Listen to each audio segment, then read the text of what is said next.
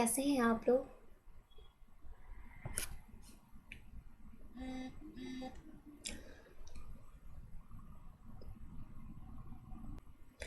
Hello student, कैसे हैं आप लोग। I hope you all are doing well and I hope I am audible and visible to you all.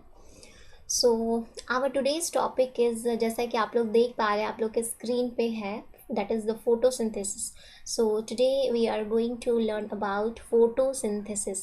Okay, so first of all we will discuss about introduction, although you all are familiar with this topic and बहुत basic से start करेंगे. सो सबसे पहले basic से start करेंगे.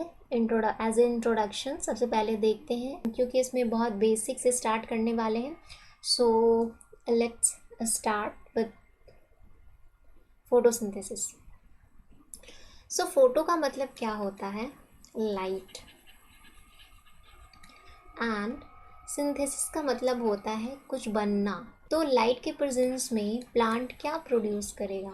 Food करेगा, या तो फिर आप इसे शुगर कह लीजिए, या फिर ग्लूकोज कह लीजिए, या फिर कार्बोहाइड्रेट. ओके, सो लाइट के प्रेजेंस में plant will prepare their own food. Okay, और ये जो फोटोसिंथेसिस का प्रोसेस है, ये दो रिएक्शन से मिलके बने होते हैं. एक लाइट रिएक्शन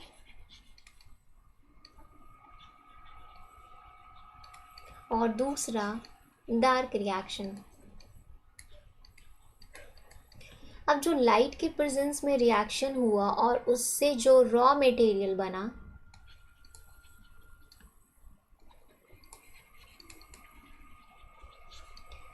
लाइट के प्रेजेंस में रॉ मटेरियल बना, रिएक्शन हुआ, और ये जो रॉ मटेरियल हुआ वो डार्क रिएक्शन में यूटिलाइज होता है. और फोटोसिंथेसिस कब होता है कंप्लीट? जब फोटोसिंथेसिस कंप्लीट कब होता है? जब light reaction plus dark reaction दोनों होते हैं, तभी जा कर के फोटोसिंथेसिस का प्रोसेस कंप्लीट होता है. अभी के लिए फ़िलहाल इतना समझ लीजिए कि ये रॉ मटेरियल क्या होता है, लाइट रिएक्शन में क्या वो रॉ मटेरियल होता है और डार्क में क्या यूज़ होता है. इसे अभी हम होल्ड पे रखेंगे और अपकमिंग लेसन्स में समझेंगे. फ़िलहाल अभी के लिए इतना समझ लीजिए कि जो लाइट रिएक्शन और डार्क रिएक्शन दोनों मिल के फोटोसिंथेसिस करवाते हैं. ओके, और इसे हम CO2 फिक्सेशन भी बोलते हैं. It is also known as CO2 fixation. क्यों बोलते हैं इसे CO2 fixation? For example nitrogen fixation. अब नाइट्रोजन फिक्सेशन की क्यों ज़रूरत पड़ती है? क्योंकि उसे यूजेबल फॉर्म में लाने के लिए. Similarly in the same manner carbon dioxide तो एनवायरनमेंट में प्रेजेंट है फ्रीली, बट प्लांट उसे यूज़ नहीं कर सकती है. मतलब that is CO2 is not usable in the form of carbon dioxide. So ये फिक्स करके क्या बनाता है? फिक्स करके शुगर बनाता है, सो डैट प्लांट उसे यूज़ कर सके. किस फॉर्म में? अपनी ग्रोथ के लिए, अपने डेवलपमेंट के लिए प्लांट इसे यूज़ करेंगे. ओके, सो आई होप आप लोग को यहाँ तक क्लियर हुआ होगा कि फोटोसिंथेसिस का मतलब क्या होता है. फोटो मीन्स लाइट और सिंथेसिस का मतलब कि कुछ बनना, कुछ रिप्रोड्यूस होना. तो रिप्रोड्यूस क्या होगा? फूड, शुगर, ग्लूकोज, या तो फिर कार्बोहाइड्रेट के फॉर्म में हो सकता है. और फोटोसिंथेसिस का जो प्रोसेस होता है वो दो रिएक्शन से कंप्लीट होते हैं. कौन कौन से? एक लाइट रिएक्शन और एक dark reaction. So I hope आप लोग को यहाँ तक क्लियर होगा. तो अब आगे बढ़ते हैं. Next slide. So first point में क्या लिखा है? Term photosynthesis means synthesis using of light. Photosynthesis का मतलब ही होता है कि लाइट के प्रेजेंस में कुछ बनना. Okay, the next point is photosynthesis is the process of biological importance that can harvest energy from sun. ये एक बायोलॉजिकल प्रोसेस है, इसमें एनर्जी हार्वेस्ट होता है फ्रॉम सन. ये एक डायग्राम है, आप लोग देख सकते हैं. Photosynthetic organism use solar energy to synthesise complex carbon compound, यानी कि शुगर और कार्बोहाइड्रेट. तो आप देख रहे हैं कि ये जो पिक्चर है यहाँ पे, दिस इज सन, यानी कि ये जो लीफ है, प्लांट है, यहाँ पे लाइट एनर्जी ये एब्जॉर्व कर रहा है। और इसे क्या चाहिए फोटोसिंथेसिस के प्रोसेस में, एक जो मतलब बहुत बेसिक कॉन्सेप्ट है कि फोटोसिंथेसिस के प्रोसेस में एक प्लांट को क्या चाहिए होता है, सनलाइट चाहिए होता है लाइट एनर्जी के फॉर्म में, और वाटर चाहिए होता है इसको, जो कि वो रूट के थ्रू एब्जॉर्ब करता है, आप देख पा रहे हैं यहाँ पे, और मिनरल्स जो कि ये रूट से एब्जॉर्ब करेगा। फिर उसके बाद कार्बन डाइऑक्साइड जो कि ऑल्दो इन्वायरमेंट में फ्रीली प्रेजेंट है। तो और ये इन सारी चीज़ों को मिला के इस प्रोसेस जो फोटोसिंथेसिस है उसमें क्या क्या चाहिए करवाने के लिए, तो सनलाइट, वाटर एंड CO2 मिल के फोटोसिंथेसिस करवाते हैं। एंड ये प्रोड्यूस क्या कराएंगे, ये प्रोड्यूस करवाएंगे शुगर और ऑक्सीजन, जो कि हम लोग यूज़ करते हैं, इन्वायरमेंट में प्रेजेंट है। और ये जो शुगर है, ग्लूकोज है, ये प्लांट अपने ग्रोथ डेवलपमेंट के लिए यूटिलाइज कर लेता है। ये एक बहुत बेसिक सा रिएक्शन है जो कि हम लोग बहुत बचपन से पढ़ते आ रहे हैं, बचपन से मीन्स कि 10 से ही पढ़ते आ रहे हैं। आप लोगों ने भी पढ़ा होगा 6CO2 carbon dioxide plus water 6H2O light के प्रेजेंस में ग्लूकोज और ऑक्सीजन प्रोड्यूस करते हैं, बनाते हैं। So I hope this slide is clear to you all. So let's proceed, आगे देखते हैं कि आगे क्या है। ओके, सो आगे है हम नेक्स्ट है क्लोरोप्लास्ट, यानी कि साइट ऑफ फोटोसिंथेसिस। अब ये फोटोसिंथेसिस एग्जैक्टली प्लांट में होता कहाँ है, उसका साइट क्या है प्लांट में। ये तो प्लांट पे एक ओवरव्यू हम लोगों ने देखा कि सनलाइट लिया और वाटर मिनरल्स लिया और कार्बन डाइऑक्साइड इन्वायरमेंट से और प्रोड्यूस कर दिया शुगर और ऑक्सीजन। बट एक्चुअली जो साइट होता है फोटोसिंथेसिस का वो क्या होता है, दैट इज़ क्लोरोप्लास्ट। क्लोरोप्लास्ट देखते हैं क्या है। Chloroplast present in the plant cell, ये प्लांट सेल में प्रेजेंट होता है chloroplast. The event of photosynthesis seen in chloroplast, ये जो फोटोसिंथेसिस का इवेंट हो रहा होता है वो क्लोरोप्लास्ट में होता है।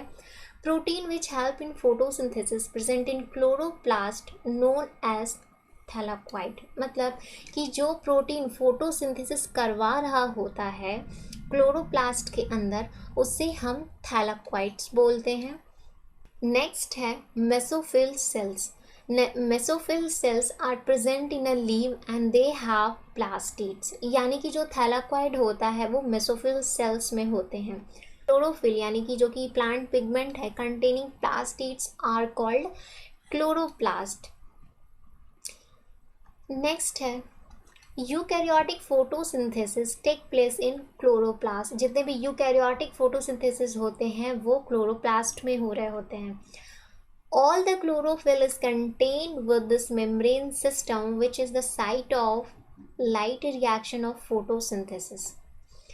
ये जितने भी क्लोरोफिल हैं और वो कंटेन करते हैं मेम्ब्रेन सिस्टम, उनके पास जो क्लोरोफिल होते हैं वो कंटेन करते हैं एक मेम्ब्रेन सिस्टम, उनके पास एक मेम्ब्रेन सिस्टम होता है जहाँ पे लाइट रिएक्शन होता है। एग्जैक्टली कहाँ पे होता है वो एक डायग्राम से हम लोग समझेंगे। ये एक लीफ है, लीव्स में प्रेजेंट होता है मेसोफिल, मेसोफिल सेल्स होते हैं, जो कि ये आपका पूरा स्ट्रक्चर है देख पा रहे हैं। और मेसोफिल सेल्स में ये देखिए यहाँ पे ये साइटोप्लाज्म है, ये सेल वॉल है, ये सेल वॉल है, सेल वॉल है, ये न्यूक्लियस है और ये वैक्यूल है और ये क्लोरोप्लास्ट है। तो ये जो आपको डार्क ग्रीन दिख रहा है यहाँ पे that is known as chloroplast, और यही साइट होता है लाइट रिएक्शन करवाने का। एक मेम्ब्रेन सिस्टम इसके पास प्रेजेंट होता है, इसी में ये करवा रहा होता है। Okay, so all chlorophyll is contained with this membrane system which is the site of light reaction of photosynthesis, यानी कि ये जो क्लोरोप्लास्ट है यहाँ पे लाइट रिएक्शन होता है क्लोरोप्लास्ट में।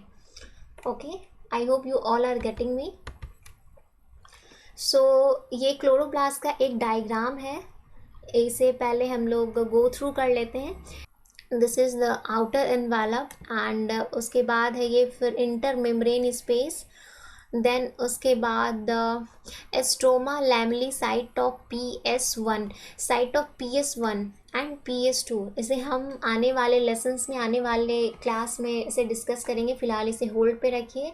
और अभी फ़िलहाल हम लोग समझते हैं कि क्लोरोप्लास्ट का स्ट्रक्चर कैसा होता है। पहले बेसिक समझ लेते हैं, उसके बाद फिर ये सारी चीज़ें भी आगे समझेंगे।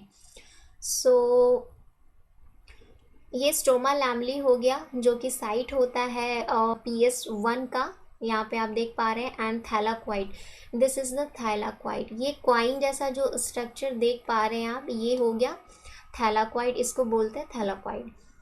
And next is ग्राना lamellae, stack of thylakoid and site of PS2। ग्राना lamellae यानी कि स्टैक ऑफ थैलाक्वाइड, ये क्या कह रहा है कि स्टैक ऑफ थैलाक्वाइड यानी कि एक के ऊपर एक इस तरह से कर दे, that is known as grana lamellae, एक के ऊपर एक स्टैक। फिर इसी को अगर थोड़ा सा यहाँ पे जूम कर दे तो आप देख पा रहे हैं कि सेम डायग्राम यहाँ पे कैसे है। थैलाक्वाइड हो गया ये आपका क्वाइन की तरह, और एक के ऊपर एक कैसे है ये एम्बेडेड, और एक के ऊपर एक। तो ये हो गया आपका ग्रानम, जो कि स्टैक ऑफ थैलाक्वाइड हो गया। और ये जो एक येलोइश पोर्शन खाली यहाँ पे देख पा रहे हैं, I hope you all are visualizing it. तो this is known as thylakoid lumen, और स्ट्रोमा लैमली बोलते हैं इसको। ये वाला जो खाली पोर्शन है ऐसे, ये वाला आप यहाँ भी विजुअलाइज कर पा रहे हैं, आई होप।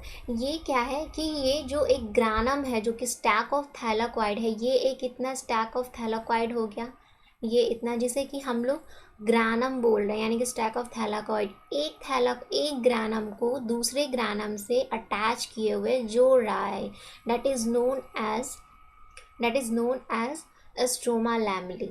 इसको स्ट्रोमा लैमली बोलते हैं। और ये जो खाली स्पेस है यहाँ पे देख रहे हैं, इसको स्ट्रोमा बोलते हैं। और this is known as inner envelope. So देखते हैं और एक दूसरे डायग्राम से भी समझने की कोशिश करते हैं। तो ये देखिए क्लोरोप्लास्ट, ये कैसे थैलाक्वाइड है, एक के ऊपर एक embedded, that is known as grana. And ये जो खाली स्पेस है, ये वाला पोर्शन खाली, इसको स्ट्रोमा बोलते हैं। और ये आउटर मेम्ब्रेन हो गया, और फिर ये इनर मेम्ब्रेन हो गया इसका। और जो स्टैक ऑफ ग्रानम देखिए कैसे है, स्टैक ऑफ थैलाक्वाइड, जो एक के ऊपर एक थैलाक्वाइड प्रेजेंट है। सो आई होप कि ये डायग्राम आप लोगों को क्लियर होगा कि क्लोरोप्लास्ट का जो एक्चुअल डायग्राम होता है उसमें क्या होते हैं और कैसे प्रेजेंट है ये। और आने वाले लेसन्स में हम इसका सबका फंक्शंस भी देखेंगे कि कैसे क्या होता है। ओके, ये तो हो गया। Okay, so next is most of the thylakoid appear to be very closely associated with each other। जो थैलाक्वाइड प्रेजेंट होते हैं वो एक दूसरे से बहुत क्लोजली एसोसिएटेड होते हैं। देखिए कि कैसे बहुत क्लोज एक दूसरे से अटैच्ड है, एसोसिएटेड होते हैं। These stack membranes are also known as grana lamellae, जो कि हम लोगों ने डिस्कस कर लिया है। सिंगुलर लैमिला यानी कि ईच स्टैक इज कॉल्ड ग्रानम। और जब ये सिंगल होता है तो इसे सिंगुलर लैमिली बोलते हैं। और each stack is known as granum, जो कि अभी हम लोगों ने देख लिया। And the exposed membrane in which stacking is absent are known as stroma lamellae, ये भी हम लोगों ने अभी देख लिया। Variety of proteins essential to photosynthesis which are embedded in the thylakoid membranes in the form of integral membrane protein। अब इसका मतलब क्या हुआ? Variety of proteins essential for photosynthesis। अब बहुत सारे प्रोटीन्स चाहिए होता है फोटोसिंथेसिस करवाने के लिए। तो ये जो फोटोसिंथेसिस करवाने के लिए प्रोटीन चाहिए which are embedded in the thylakoid membrane in the form of integral membrane protein. जो थैलाक्वाइड का मेम्ब्रेन होता है, थैलाक्वाइड के मेम्ब्रेन में यहाँ पे ये वाले रीजन में जो थैलाक्वाइड है, तो इसके यहाँ पे भी आप देख सकते हैं थैलाक्वाइड के मेम्ब्रेन में इंटीग्रल मेम्ब्रेन प्रोटीन होते हैं। इंटीग्रल मेम्ब्रेन प्रोटीन का मतलब क्या होता है? सबसे पहले लेट्स ट्राई टू अंडरस्टैंड कि इंटीग्रल मेम्ब्रेन प्रोटीन का मतलब क्या होता है। जो प्रोटीन होता है वो इस फॉर्म में होता है। इसको बोलते हैं इंटीग्रल मेम्ब्रेन। किसी भी सेल में एम्बेडेड होता है ये इंटीग्रल मेम्ब्रेन प्रोटीन। मेम्ब्रेन को ये क्रॉस कर रहा होता है, उसमें एम्बेडेड होता है, वन साइड से दूसरे साइड से उसको क्रॉस कर रहा होता है। That is known as integral membrane protein. Okay, the next is the reaction center, the antenna pigment protein complex, and most of the electron carrier proteins are all integral membrane protein. अब इसमें integral membrane protein में कौन कौन सा होगा? एक तो reaction centre, antenna pigment protein complex and electron carrier proteins, ये सारे आएंगे इंटीग्रल मेम्ब्रेन प्रोटीन में. फिर नेक्स्ट है photosynthesis 1 and 2 are spatially separated in the thylakoid membrane. Next है stroma, site of sugar synthesis. मतलब कि जो मैंने अभी हम लोगों ने डिस्कस किया था कि फोटोसिंथेसिस करवाने के लिए दो रिएक्शन की ज़रूरत है, एक है डार्क और एक है लाइट. तो डार्क रिएक्शन कहाँ पे होता है? डार्क रिएक्शन होता है स्ट्रोमा में, जो कि site of sugar synthesis. Sugar का जो एक्चुअल सिंथेसिस हो रहा होता है वो होता है स्ट्रोमा में जो. And another is thylakoid, the production of ATP and NADPH, जो कि लाइट रिएक्शन में हो रहा होता है. सो आई होप कि आपको ये लास्ट 2 पॉइंट्स क्लियर होंगे कि stroma which is the site of sugar synthesis, जो कि डार्क रिएक्शन में होता है, या तो फिर आप इसे डार्क रिएक्शन भी कह सकते हैं. एंड थैलाकॉइड मीन्स की production of ATP and NADPH, जो कि लाइट रिएक्शन में होता है, लाइट रिएक्शन में कह सकते हैं. So I hope you all are clear, very clear with this slide. अगर आप लोग को कोई डाउट होगा तो आप प्लीज़ कमेंट सेक्शन में पूछ सकते हैं. You all are free to ask in a comment section. So that's all for today. And फिर अपकमिंग लेसन्स में हम लोग और डिटेल में पढ़ेंगे कि फोटोसिंथेसिस हायर प्लांट्स में कैसे होते हैं. So that's all for today. So आज के लिए बस इतना ही. Thank you so much. And please आप लोग कमेंट सेक्शन में ज़रूर बताइएगा कि आप लोग को ये लेसन कैसा लगा, समझ में आया, नहीं आया तो भी बताइएगा. So thank you so much.